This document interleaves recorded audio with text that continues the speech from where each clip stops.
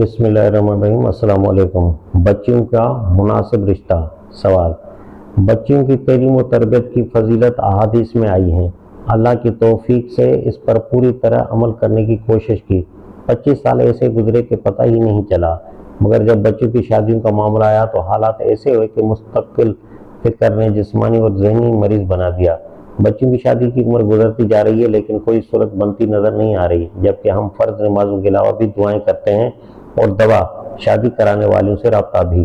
لوگ وظائف پڑھنے کا بھی مشورہ دیتے ہیں، کیا قبول دعا میں ان کی کوئی افادیت ہے؟ ہمیں تو یوں لگتا ہے کہ ہماری دعائیں قبول ہی نہیں ہوتی ہیں۔ جواب پروفیسر ڈاکٹر انیس احمد۔ آپ نے لڑکیوں کی شادی میں تاخیر سے پیدا ہونے والی صورتحال کا ذکر کیا ہے۔ فی الواقع یہ مسئلہ دونوں فریقوں کو یکساں طور پر فکر کی دعوت دیتا ہے۔ آج نہ صرف لڑکیوں کے لیے بلکہ لڑکوں کے لیے بھی مناسب رشتے کا ملنا جو ہے شعر لانے کے سے کم نہیں ہے۔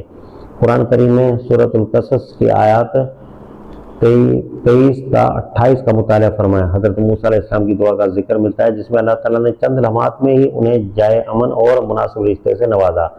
آیت 24 میں یہ دعا موجود ہے۔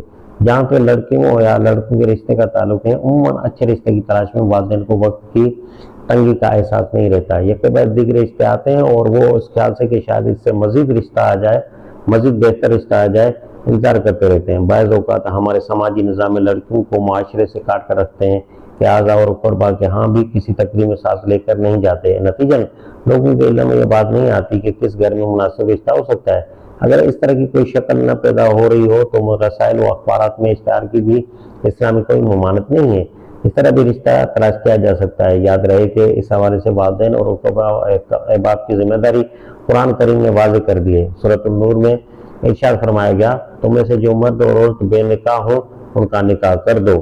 گویا اہل خاندان ہوں یا احباب یا اسلامی ریاست، ان سب کی ذمہ داری میں سے ایک فریضہ بے نکاح افراد کا نکاح کرانا ہے۔ اس کے لیے کوشش، وسائل کی فراہمی، رکاوٹوں کا دور کرنا اور نظام حیا کا قائم کرنا ہم سب کی اجتماعی ذمہ داری ہے۔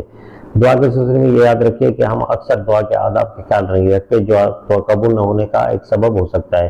بعض اوقات تمام آداب کے ساتھ بھی دعا کی قبولیت میں تاخیر ہو سکتی ہے جس میں سال اور مہینے کی کوئی قید نہیں، اور عموماً اس کا سبب یہی ہوتا ہے کہ اللہ سبحانہ وتعالیٰ اپنے بندے کے صبر کے نتیجے میں اجر میں اضافہ فرمانا چاہتا ہے، اور بعض اوقات اس تاخیر کے ذریعے سے بہت سے خطرات و مصائب سے اس کو بچا لیتا ہے۔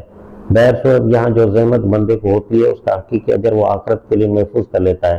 دعا کے ساتھ کثرت سے درود شریف پڑھنا دعا کی قبولیت کے امکانات کو قوی کر دیتا ہے۔ بعض علماء یہ لکھتے ہیں کہ فجر کے بعد باقی سے سورہ یاسین کی تلاوت بھی قبولیت دعا میں مددگار ہے۔